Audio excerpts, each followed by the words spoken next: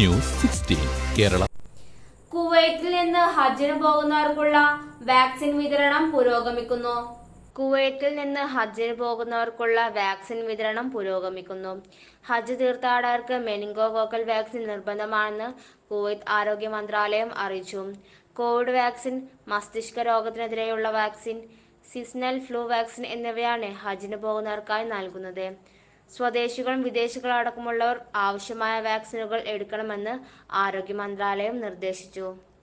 രാജ്യത്തിനുള്ളിൽ നിൽക്കുന്ന എല്ലാ വാക്സിനുകളും സൗദി ആരോഗ്യ മന്ത്രാലയം നൽകുന്ന അംഗീകൃത ലിസ്റ്റ് പാലിക്കുന്നുണ്ടെന്ന് അധികൃതർ പറഞ്ഞു. ഹജ്ജ് കർമ്മങ്ങൾ നിർവഹിക്കുമ്പോൾ സൗദി ആരോഗ്യ അധികൃതർ നൽകുന്ന പ്രതിരോധ നിർദ്ദേശങ്ങൾ കർശനമായി പാലിക്കണം. രാജ്യത്തെ എല്ലാ ഗവർണറേറ്റുകളിലുടനീളമുള്ള 41 പ്രാഥമികാരോഗ്യ കേന്ദ്രങ്ങളിലും ആശുപത്രികളിലും ഹജ്ജ് വാക്സിനേഷൻ ലഭ്യമാണെന്ന് ആരോഗ്യ മന്ത്രാലയം അറിയിച്ചു. News 16 news desk. പക്ഷമില്ല, വിവേചനമില്ല. നേരിനൊപ്പം, നാടിനൊപ്പം, നാട്ടുകാർക്കൊപ്പം. News 16 Kerala channel.